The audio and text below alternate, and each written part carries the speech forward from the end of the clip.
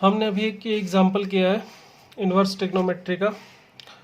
इसमें इन इक्वेशंस को सॉल्व किया हमने ग्राफ की हेल्प से। Sign inverse x less than pi by 3 greater than minus pi by 6, इस तरह से हमने ग्राफ बनाया और ये भी किया। अब इसको एक और मेथड से हम देखते हैं जो हमने इन्वर्स ट्रिग्नोमेट्री में स्टार्टिंग में प्रॉपर्टी पढ़ी थी, इंक्रीजिंग फंक्शन डिक्रीजिंग फंक्शन, उसके लिए उसको यूज़ करके भी अगर हम करना चाहें तो इसको कर सकते हैं बिना ग्राफ के। तो उसके लिए देखिए कैसे करेंगे। ये जो चारों पार्ट हमने अभी किए हैं इसको अब मैं दोबारा दूसरे मेथड से करवा रहा हूँ। चलिए ये चारों एग्जाम्पल मैंने यहाँ पे दोबारा लिख लिए। क्या है, sine inverse x less than pi by 3। तो इसको सॉल्व करने के लिए देखिए क्या है method. Second, sign inverse x less than pi by 3। हमने पढ़ा था कि साइन इनवर्स जो है वो इंक्रीजिंग फंक्शन होता है, strictly increasing. Sine inverse tan inverse ये दोनों स्ट्रिक्टली इंक्रीजिंग फंक्शन होंगे। कॉस इनवर्स और कॉट इनवर्स ये डिक्रीजिंग होते हैं, स्ट्रिक्टली डिक्रीजिंग फंक्शन होते हैं। तो यहाँ पर ये जो साइन इनवर्स एक्स है अगर वो लेस देन पाई बाय 3 है तो इसको यहाँ पे जिस इक्वल टू का साइन हो तो आपको बताया था sine inverse x is equal to theta है तो x is equal to sine theta लिख सकते हैं सीधा। उसी तरह से अब ज़रा इनइक्वलिटी के बारे में भी समझिए। यहाँ पर साइन इनवर्स एक्स अगर लेस देन पाई बाय 3 है तो अगर आप इसको ऐसे लिखना चाहें साइन उठा के इधर पाई बाय 3 तो क्या होगा। अगर इक्वेशन है तो कोई झंझट नहीं है, इज इक्वल टू का साइन है तो बीच में इज इक्वल टू रहेगा। बट इनइक्वलिटी में ध्यान रखना है साइन इनवर्स और टैन इनवर्स, क्योंकि दोनों स्ट्रिक्टली इंक्रीजिंग है। तो जब इस तरह से आप इसको साइन इनवर्स को इधर ला के साइन में बदलोगे तो इनइक्वलिटी का साइन सेम रहेगा। और यही अगर कॉस इनवर्स में लेंगे तो इनइक्वलिटी का साइन चेंज हो जाएगा। बट यहाँ पर ये जो वैल्यू है ये ज़रूर ध्यान में रखना है कि जो अब आप इनइक्वलिटी की प्रॉपर्टी लगा रहे हो, जैसे इज इक्वल टू में आपको बताया था अगर sine inverse x is equal to theta दिया है तो एक्स इज इक्वल टू हम साइन थीटा लिख सकते हैं, क्योंकि ये इसी इंटरवल में दिया जाएगा जहाँ पर ये फिजिबल है। अब sine inverse x is equal to theta है तो थीटा आपको माइनस पाई बाय 2 से प्लस पाई बाय 2 में ही दिया जाएगा, क्योंकि उससे बाहर तो ये हो ही नहीं सकता है। बट इन इक्वेशन में ये वाला value theta minus pi bye 2 और प्लस पाई बाय 2 के बीच में दे, ये कोई ज़रूरी नहीं है, उससे बाहर भी दे सकता है। इस sign inverse x minus pi bye 2 और पाई बाय 2 के बीच में होगा, इसकी वैल्यू इसके इक्वल तभी होगी जब ये थीटा इसके बीच में है। मगर छोटा तो हो ही सकता है ना, इससे किसी बड़ी वैल्यू से पाई बाय 2 से बड़ी वैल्यू ले लो, जैसे पाई बाय 2 से बड़ी वैल्यू पाई ले लो, तो sine inverse x less than pi होने में कोई बुराई नहीं है। या माइनस पाई बाय 2 से छोटी वैल्यू ले लो, जैसे माइनस पाई, तो sine inverse x minus pi से बड़ा भी हो सकता है। तो इन इक्वेशन में यहाँ पर थीटा की वैल्यू आपको जो दी जा सकती है वो बड़ी भी दी जा सकती है पाई बाय 2 से, और माइनस पाई बाय 2 से छोटी भी दी जा सकती है। जैसे यहाँ पर इस दोनों केसेस में मैंने लिया भी वैसे ही हुआ है। तो इस केस में जब एंगल ये माइनस पाई बाय 2 से प्लस पाई बाय 2 में है तब आप ऐसे उठा के इसको उधर ले जाइएगा और इनइक्वलिटी का साइन सेम रखिएगा। और साइन पाई बाय 3 की वैल्यू है √3/2। तो हमें क्या मिल रहा है, x √3/2 से कम होना चाहिए। तो x √3/2 से कम होना चाहिए, मगर कम कितना हो सकता है, -1 से कम तो नहीं हो सकता, क्योंकि -1 से पीछे तो साइन इनवर्स डिफाइन ही नहीं है। तो ये फर्स्ट पार्ट का आंसर आ गया। इसी तरह से सेकंड पार्ट का सॉल्व करूँ तो क्या दिया हुआ है, sine inverse x is greater than equal to minus pi by 6। तो इसमें भी मैं वही कर रहा हूँ, ये माइनस पाई बाय 6 से प्लस बाई बाय 6 इसकी रेंज के अंदर ही है। तो इसमें मैं x is greater than equal to sine of minus pi by 6 ऐसे लिख सकता हूँ, और इसकी वैल्यू होती है -1/2। तो x -1/2 से बड़ा होना चाहिए। -1/2 से बड़ा का मतलब -1/2 से कहाँ तक हो सकता है, इनफाइनाइट, ये गलत लिख दिया। देखो साइन इनवर्स x है 1/2 से बड़ा है, मगर साइन इनवर्स की वजह से ये x जो है वो 1 से बड़ा तो जा ही नहीं सकता। तो इसलिए यहाँ पर अगर ऐसे लिख देंगे तो ये गलत होगा, सही आंसर होगा -1/2 से 1। इसी तरह से थर्ड पार्ट को देखो, इसमें दिया हुआ है sine inverse x is less than 2π/3। अब ध्यान रखना है यहाँ पर ये एंगल इस इंटरवल -π/2 से π/2 में नहीं है, तो ना ही इक्वेशन को सॉल्व कर सकते हो, ना ही ऐसे इन इक्वेशन में अब उठा के इसे उधर ले जाके साइन इनवर्स को साइन बना सकते हैं। यहाँ पर थोड़ा सा आपको रेंज का ध्यान रखना पड़ेगा। साइन इनवर्स एक्स 2π/3 से छोटा कब होगा, हमें पता है साइन इनवर्स एक्स मैक्सिमम π/2 होता है। तो इसका मतलब ये 2π/3 से छोटा कब होगा, ऑलवेज। ऑलवेज का मतलब जहाँ पर भी ये डिफाइन होगा। तो इसमें देखिए हमने इस तरह से उठा के इसको उधर ले जाके इन इक्वेशन में कन्वर्ट नहीं किया, हमने इसमें सिंपल जो इसकी रेंज है उसको ध्यान में रख के आंसर लिख दिया। इसी तरह से जो नेक्स्ट पार्ट है हमारा फोर्थ, इसमें भी वही करेंगे। देखो sine inverse x less than -5π/6, इसका भी आंसर उसी तरह से हम डायरेक्ट देंगे, क्योंकि ये वाली वैल्यू भी अब -π/6 भी इस रेंज में नहीं है। साइन इनवर्स एक्स की मिनिमम वैल्यू -π/2 होती है, तो साइन इनवर्स एक्स -5π/6 से छोटा कब होगा? कभी भी नहीं। कभी भी नहीं मतलब x बिलोंग्स टू 5। क्लियर? तो अब इसमें ध्यान क्या रखना है, ये जो वैल्यू हमें दे रखी है यहाँ पे साइन इनवर्स एक्स को जिसके साथ कंपेयर किया जा रहा है, ये वैल्यू, अगर ये वैल्यू उसकी रेंज में है तो आप ऐसे इन इक्वेशन की हेल्प से सॉल्व करोगे। अगर ये वैल्यू इसकी रेंज के बाहर है तो ध्यान से देख के आंसर दोगे। या तो आंसर आ जाएगा उसकी पूरी की पूरी डोमेन, या आंसर आएगा 5, या तो क्योंकि वो वाली कंडीशन हमेशा ट्रू होगी या फिर कभी भी ट्रू नहीं होगी। दो ही पॉसिबिलिटी होंगी और कोई तीसरी संभावना नहीं होगी। तो इस तरह से हम इसको सॉल्व कर सकते हैं। इसी तरह से अगर मैं बात करूं नेक्स्ट जो हमने लिया था, इसमें कॉस इनवर्स के कुछ एग्जांपल्स लिए थे, मैंने वो यहाँ पे लिख लेता हूँ। पहला था इसमें कॉस इनवर्स वालों में नंबर तो उसका 5 था, मैं चलो 1 2 3 4 दोबारा लिख लेता हूँ। Cos inverse x less than π/3। Second वाला था cos inverse x greater than 2π/3। Next था हमारा cos inverse x is less than 4π/3, less than equal to 4π/3। और फिर उसके बाद था हमारा फोर्थ नंबर पे cos inverse x is less than -π/3। Clear? इस तरह से चार थे, यहाँ पे माइनस है।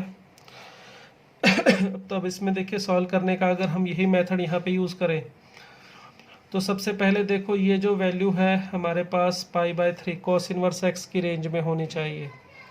cos inverse x is equal to theta है या लेस देन थीटा है। यहाँ पे जो थीटा है हमारा cos इनवर्स x अगर थीटा के इक्वल है तो ये थीटा 0 से पाई के बीच में ही हो सकता है, इससे बाहर नहीं जा सकता। अगर cos inverse x is equal to theta है तो हम इसको इक्वेशन में तो ये इसी इंटरवल में दिया जाएगा, इससे बाहर देना ही गलत होगा। मगर इन इक्वेशन में ये वैल्यू पाई से बड़ी और 0 से छोटी भी दी जा सकती है। अगर ये जो वैल्यू यहाँ पे इन इक्वेशन में दे रखी होगी, जब इस रेंज में दी हुई है 0 से पाई, तब आप इसको किस तरह से सॉल्व करेंगे। देखिए sine inverse tan inverse strictly increasing function होते हैं, तो इसको जब इस तरह से कन्वर्ट करोगे इन इक्वलिटी का साइन सेम रहा, बट कॉस इनवर्स में जब आप ऐसे कन्वर्ट करोगे तो इन इक्वलिटी का साइन जो है वो चेंज हो जाएगा। मतलब अगर इसको आप उठा के इधर ले जाओगे तो x और यहाँ पे cos π/3, अब ये लेस देन था और उसकी जगह आंसर ऐसे रिवर्स करके लिखना पड़ेगा cos π/3, और cos π/3 की वैल्यू होती है 1/2।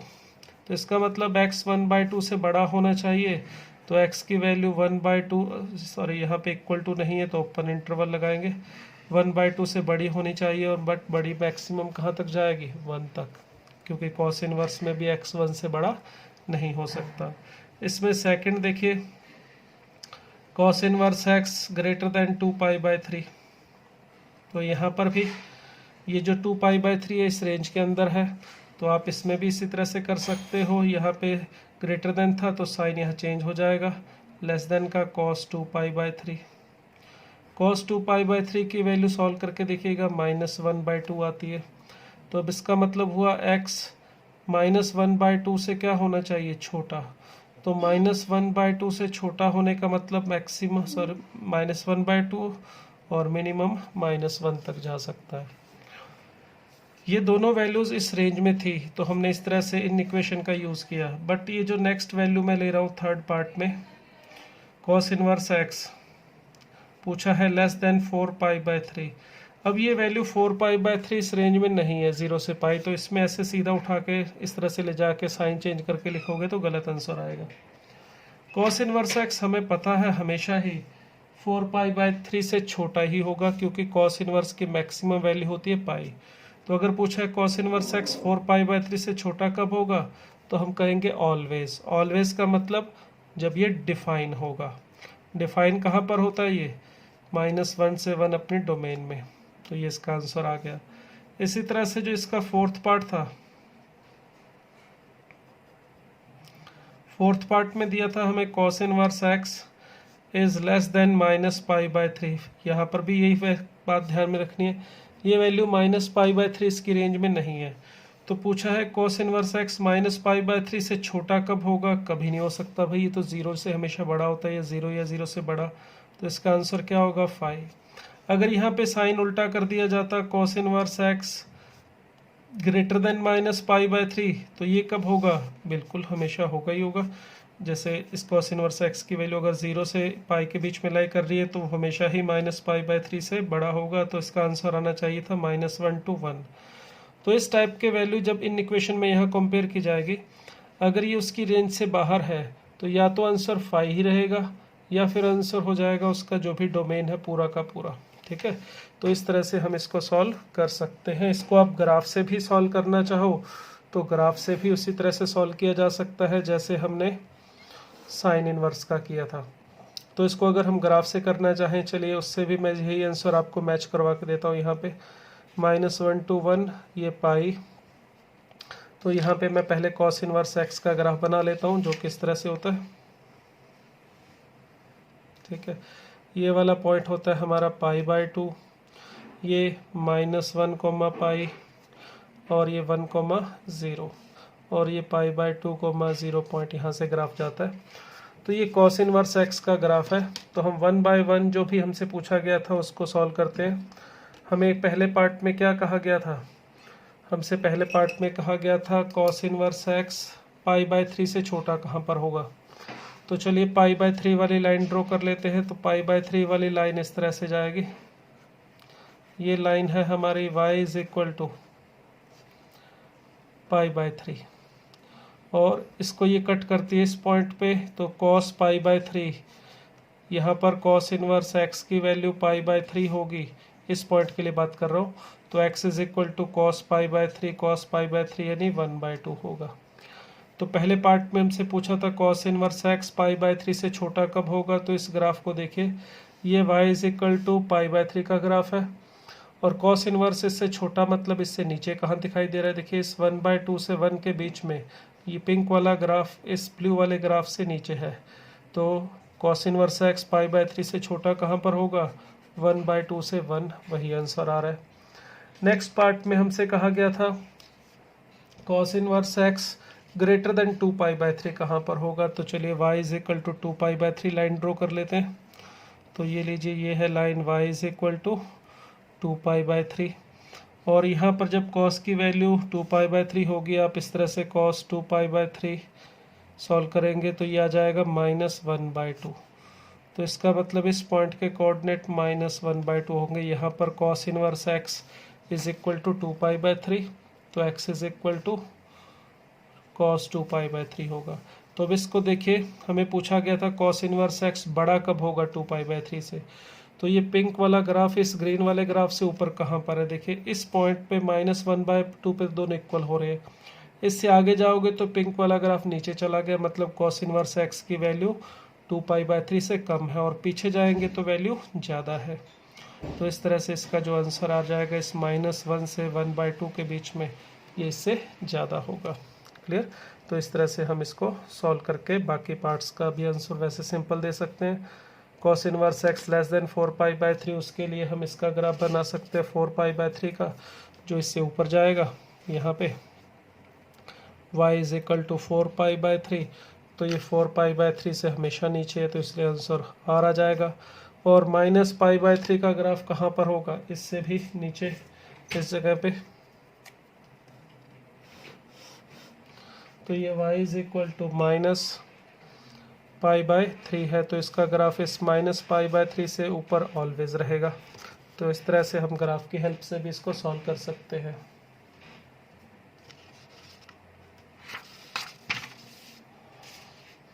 ठीक है, तो ये हमने कर लिया। अब इसमें ये वाले एग्जांपल्स तो हम कर चुके हैं। ठीक है, एक नेक्स्ट जो हमने किया हुआ था वो भी देख लेते हैं। नंबर 9 पे क्या था हमारे पास? एक और इक्वेशन इसी तरह से दी थी हमें सॉल्व करने के लिए। वो इक्वेशन थी हमारी cos इनवर्स x ये नंबर 9 था शायद, चलिए जो भी नंबर था। इक्वेशन थी cos inverse x less then sin inverse x, इसे सॉल्व करना था। ठीक है, अब इसको सॉल्व करने के लिए देखिए यहाँ पर कोई कांस्टेंट वैल्यू तो है नहीं। अगर कांस्टेंट वैल्यू होती फिर तो हम उसी तरह से इन इक्वेशन से कर लेते, जैसे आपको मेथड नंबर 2 बताया। अब अगर कांस्टेंट वैल्यू नहीं है तो हम इसको ग्राफ से कर सकते हैं। ग्राफ से करने के लिए देखिए हमें क्या करना पड़ेगा, इस दोनों का ग्राफ एक ही जगह पर बनाना पड़ेगा। तो यहाँ पर एक ही प्लेटफॉर्म पे हम दोनों ग्राफ बनाते हैं, ये 1, ये -1, यहाँ पाई, ये वाला पॉइंट π/2 और ये यहाँ पे -π/2। तो एक ग्राफ बना लेता हूँ मैं साइन कॉस इनवर्स एक्स का, पिंक कलर में बना रहा हूँ। ये हमारा ग्राफ है कॉस इनवर्स एक्स का। ठीक है,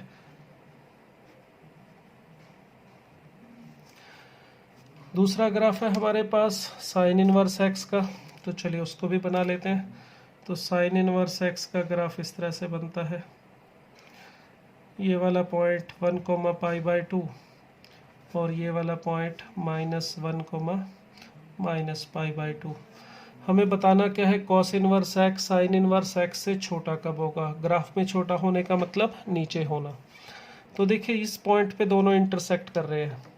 ये जो पॉइंट है हमारे पास ये वाला, इसको फाइंड आउट करो पहले। ये पॉइंट अल्फ़ा है, तो इस पॉइंट के लिए अल्फ़ा के लिए कॉस इनवर्स एक्स और साइन इनवर्स एक्स दोनों की वैल्यू सेम होती है। तो इसका मतलब यहाँ से x की वैल्यू क्या होगी, कॉस अल्फ़ा और साइन अल्फ़ा, और दोनों सेम इस इंटरवल में कहाँ पर होंगे, 0 से लेके π/2 के बीच में। ये दोनों की वैल्यू कितनी होती, कब बराबर होती है, 1/√2। अल्फ़ा इज इक्वल टू π/4 पे दोनों की वैल्यू सेम होती है। तो यहाँ पे तो π/4 होगा और ये अल्फ़ा की वैल्यू 1/√2 यहाँ पर होगी। क्लियर। तो इसका मतलब ये 1/√x की वैल्यू के लिए दोनों के दोनों सेम होंगे। अब देखिए हमें बताना क्या है, कॉस इनवर्स एक्स छोटा कब है साइन इनवर्स एक्स से। तो छोटे का मतलब नीचे होना। तो देखिए ये पिंक वाला जो ग्राफ है, ये वाला, ये इस वाले ग्राफ से, ग्रीन वाले ग्राफ से नीचे दिखाई दे रहा है इस रीजन में। इस रीजन में ये ग्रीन वाला ऊपर है और पिंक वाला नीचे है। तो अगर हमसे पूछा गया है इसमें सॉल्यूशन इसका, तो कौन सा इंटरवल होगा जहाँ पर कॉस इनवर्स एक्स छोटा है, वो होगा 1/√2 से लेके 1। और अगर ये पूछा जाता कॉस इनवर्स एक्स बड़ा कहाँ पर है कि साइन इनवर्स एक्स से, तो कॉस इनवर्स एक्स ऊपर इस पॉइंट से लेके इस पॉइंट तक ये ऊपर है, कॉस इनवर्स एक्स और साइन इनवर्स एक्स नीचे है। तो इसका आंसर होना चाहिए था -1 से लेके 1/√2। क्लियर। तो देखिए ये जो दो एग्जाम्पल मैंने यहाँ पे किए, ये एग्जाम्पल जो हमने अभी किए, ये तो सिंपल मेंस टाइप के थे, ऐसा समझ सकते हो बोर्ड टाइप के ही होंगे, मेंस में भी नहीं कह सकता मैं। अब थोड़ा सा इससे अपग्रेड करते हैं इसी एग्जाम्पल को, जो हम थोड़ा सा एडवांस लेवल पे ले जा सकते हैं इसको, या एडवांस से थोड़ा कम भी कह सकते हो। तो अगर मुझे इसको सॉल्व करने की बजाय ये कहा जाए भाई इसे सॉल्व करो, नेक्स्ट क्वेश्चन है, इसको बदल रहा हूँ मैं। यहाँ पे मैंने पास जो पहले सिंपल लिया था अब उसमें ऊपर बॉक्स लगा दिया और कहा जाए इसको सॉल्व करो, cos inverse x less then क्या था, साइन इनवर्स। अब हमने ग्रेटर था उसके ऊपर बॉक्स और लगा लिया, यानी अब हमें सॉल्व करना है cos inverse x less then sign inverse x box, इसको। ठीक है, यहाँ पर ये जो बॉक्स का सिंबल है ये हमारा ग्रेटेस्ट इंटीजर फंक्शन है। अब हमें कहा जाए इसका सॉल्यूशन बताओ, तो इसके लिए देखिए कैसे कर सकते हैं। अगर आपको greatest integer of cos inverse x का और साइन इनवर्स एक्स का ग्राफ बनाना आता है तो आप दोनों का ग्राफ बना के भी कर सकते हैं। और अगर आपको ये box of cos inverse x और box of sine inverse x का ग्राफ नहीं बनाना आता तो भी कोई बात नहीं, हम उसके बिना भी कर सकते हैं। अब इसको करने के लिए थोड़ा ध्यान से सोचना पड़ेगा कि ये जो बॉक्स है ये इससे छोटा कब होगा, बॉक्स को कैसे रिमूव कर सकते हैं। उसके लिए देखिए हमें पता है कि कॉस इनवर्स एक्स की जो रेंज होती है वो होती है 0 से पाई।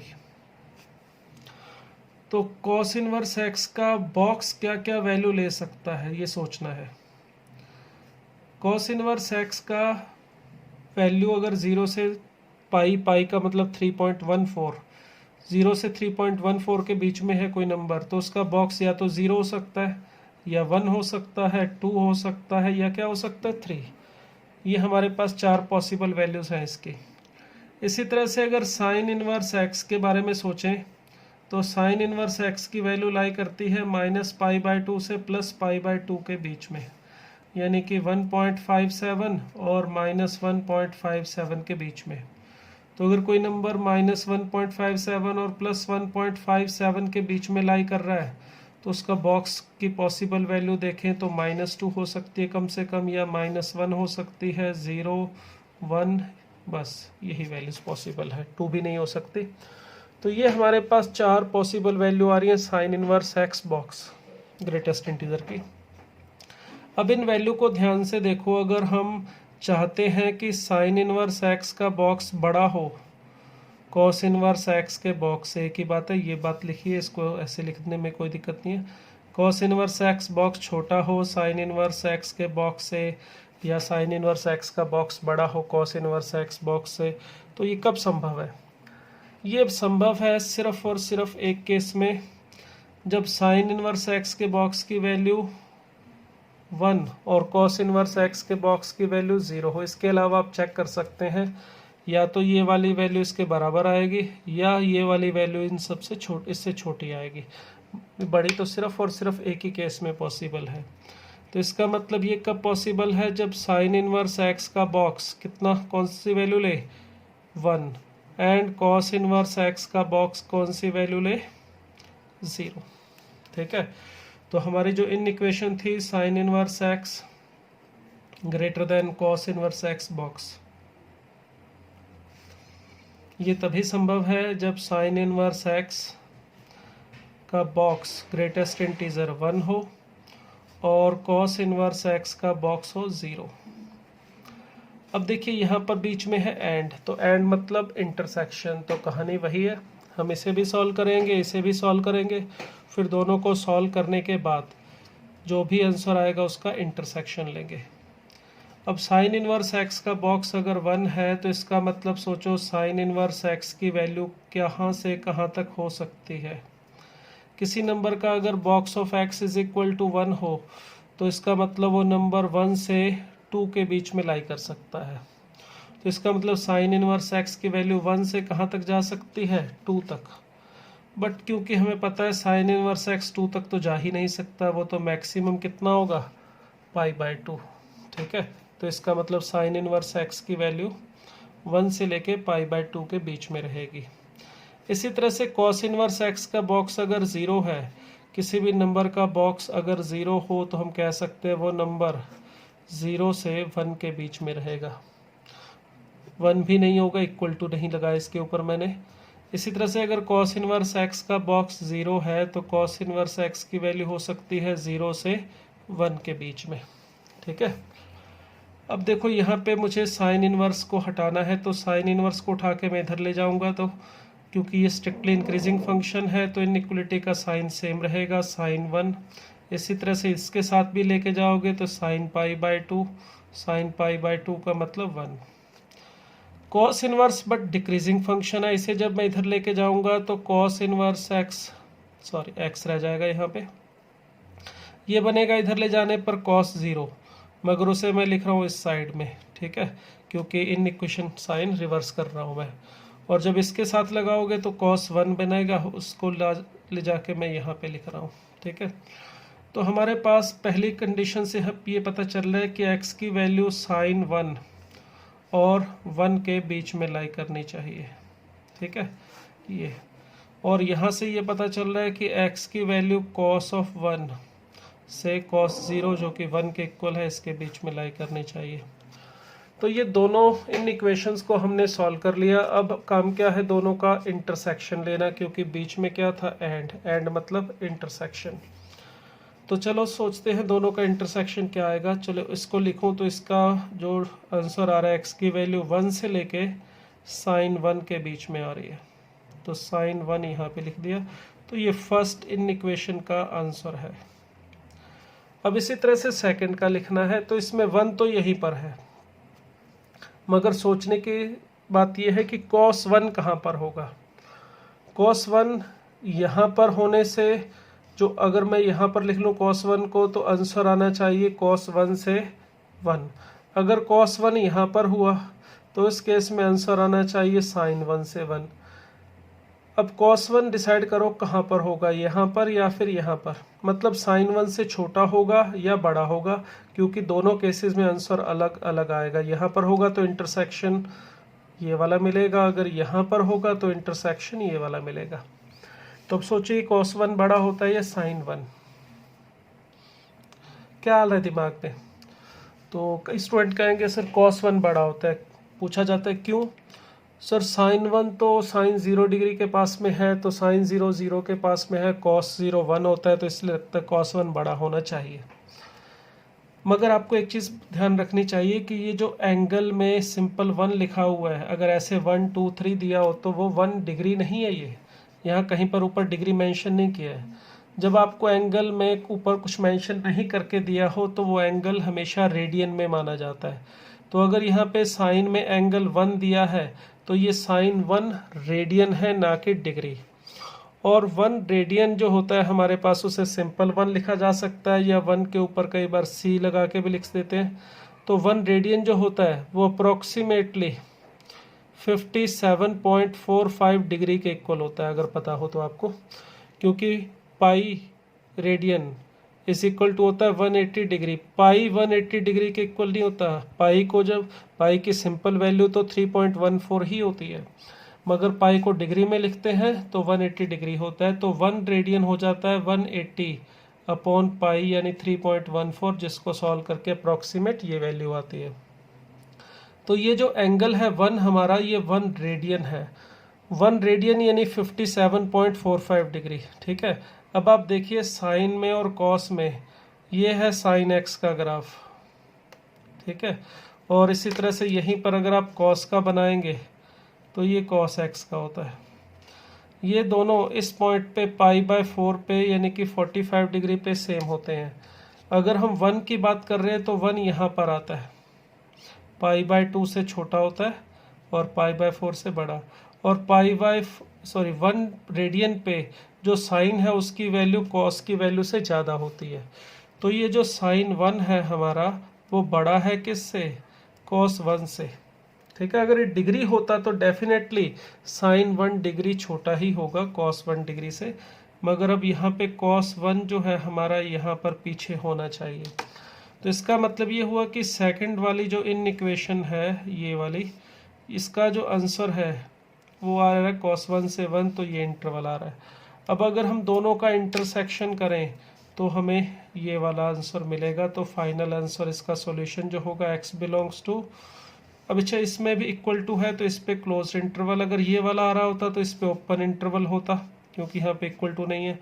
अब क्योंकि यहाँ पे क्लोज था और इंटरवल में ये इंक्लूड करना है, तो फाइनल आंसर होगा हमारा साइन 1 से 1।